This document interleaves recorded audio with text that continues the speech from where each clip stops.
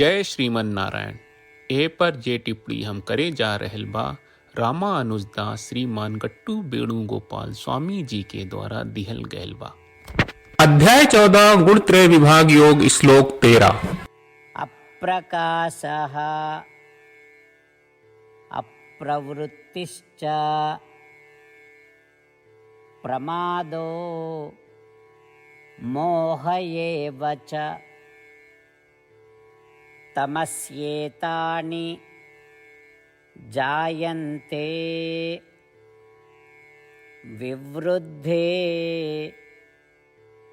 कुरु नन्दन। ओम।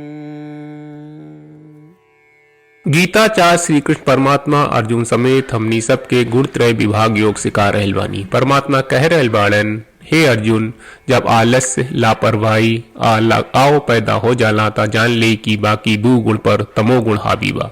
हे अर्जुन, जब भी रउरा जौन करे के चाही ओकरा करे में संकोच महसूस करी। जब आलस रउआ पर हावी हुई जाला, जब रउआ गलत करे के इच्छा हो के जब झूठा ज्ञान सब मामला में राउर निर्णय के प्रभावित करेला, ता समझी कि तमोगुण रउआ पर मजबूती से प्रभावित कर रहल बा।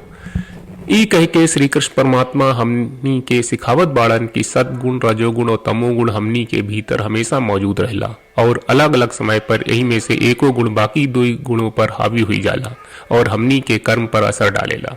ऐसे आपन कर्तव्य के निर्वाह में आलस से बचे के, जौन ना करे के चाहिए ओकरा से परहेज करके और सात्विक भोजन खाके हमनी के सत्य गुण विकसित करे के कोशिश करे के चाहिए और आपन बारे में सही ज्ञान प्राप्त करे के चाहिए। ई तरह से हमनी के सत्गुण के विकास कर सकनी जा, रजोगुण और तमोगुण के दबा सकनी जा और तीनों गुण के बंधन से मुक्त हो सकनी जा। श्री कृष्ण परमात्मा के शिक्षा के ध्यान करत हमनी के श्रीमन नारायण की प्राप्ति के लक्ष्य से अपन शरीर के प्रयोग शुरू करी जा।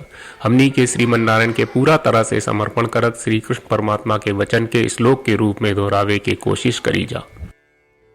अप्रकाशो प्रवृत्तिश्च प्रमादो मोह एव च तमस्येतानि जायन्ते विवृद्धे कुरु नन्दन।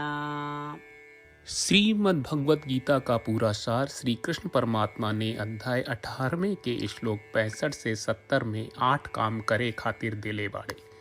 श्री कृष्ण कहले, हम ओ लोगन से प्रेम करनी जो लोग इन 8 बातन के मान तारे।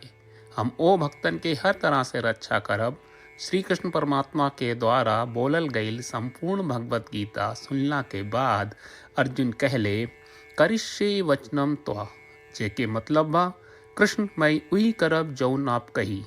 यही कारण बा श्री कृष्ण अर्जुन के हर तरह के सफलता आ विजय प्रदान करेले।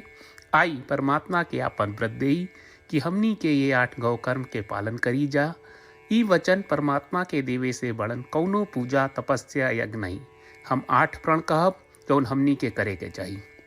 आप सब कृपया इन्हन के आपन दिमाग और दिल में सोची। श्री कृष्ण के आपन वचन देवे के ई तरीका में हमनी सबकी कल्पना करे के चाहिए कि श्री कृष्ण का चेहरा खुशी से चमकत बा और खुशी के एहसास करत बा। जय श्रीमन नारायण। यहाँ हमनी के 8 वादा बा। हमनी के पहला वादा, हे श्रीमन नारायण, आपका निर्देश के मुताबिक हम हमेशा तोहार ध्यान करब और तोहार बारे में सोचब। हमनी के दूसर वादा, हे श्रीमन नारायण, आपका सलाह का अनुसार हम हमेशा आपका भक्त रहब। हमनी के तीसर वादा, हे श्रीमन नारायण, हम आपन सब काम तोहरा सेवा के रूप में और तोहरा संतुष्टि खातिर करब। हमनी के चौथा वादा, हे श्रीमन नारायण, जैस की आप माने के कहले रहलू, हमरा बहुत विश्वास बा कि हम आपके होई और हम हमेशा आपन दोनों हाथ जोड़ के आपके नमस्कार करब और आपकी पूजा करब। हमनी के 5वां वादा, हे श्रीमन नारायण, हमरा के तोरा बात माम एकम शरणम ब्रज 1866 याद कहले, जहां आप हमरा के आपन का अर्पित करे का कहा।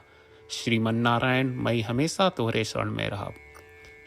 हमनी के 6वां वादा, हे श्रीमन नारायण, हमरा के तोहरा बात माँ सुचहा 1866 याद कहले कि आप हमनी के शोक ना करे का आश्वासन दे रहे बड़े, हम अब और शोक ना करब। हमनी के 7वां वादा, हे श्रीमन नारायण, आपने हमरा खातिर श्रीमद् भगवत गीता के वितरण करके हम सबके कृपा कहले और आशीर्वाद दहले बा। हम वादा करत बानी कि रोजाना कम से कम एक श्लोक पढ़ब या सुनब। हमनी के 8वां वादा। हे श्रीमन नारायण, आप गीता के पूरा मानवता तक ले गयलू। हम गीता में आपके दिव्य वचन के उन भक्तन तक पहुँचावे के प्रयास करब जे गीता से अपरिचित बा। हे श्रीमन नारायण, हम उई करब जौन तू करे का कहब। हम ऐसन व्यवहार करब जैसन आप चाहत बानी और हम खाली आपका खातिर काम करब। श्रीमन नारायण के रोज आपन वचन देहल कि हम ओइस करब जैस आप कहत बानी, ई अपने आप में बड़न पूजा बा। श्रीमन नारायण, करशे वचनम त्वा। श्रीमन नारायण, हम तोरे निर्देश के मुताबिक काम करब। सर्वम श्री कृष्ण अर्पणम अस्तु। जय श्रीमन नारायण। अप्रकाशः अप्रवृत्तिश्च प्रमादो मोह एव च तमस्येतानि जायन्ते विवृद्धे कुरु नन्दन। ओम अप्रकाशो प्रवृत्तिश्च प्रमादो मोह एव च तमस्येतानि जायन्ते विवृद्धे कुरु नन्दन। जय श्रीमन नारायण। सब भक्त लोगों से विशेष अनुरोध बा, जीवन में हर चीज में हमनी के तत्कालिक और प्रभावशाली परिणाम की अपेक्षा रहला। एकरा खातिर आइए रोजाना 1 मिनट के समय निकालल जाए और नारायण आश्रम पढ़ल जाए। नारायण आश्रम प्राप्त करे खातिर नारायण आश्रम वेबसाइट पर जाई, जो www.narayanaashram.org है, और पंजीकरण में आपन नाम और ईमेल दर्ज करी। आपके द्वारा प्रदान कईल गई ईमेल पर आपका एक नारायण आश्रम PDF प्राप्त हुई। PDF में एक रामायण श्लोक, एक गीता श्लोक और एक विष्णु नामम बा। ये तीनों के मिल के नारायण आश्रम कहल जाला। हर व्यक्ति के ये श्लोक के अलग अलग संयोजन मिलेला।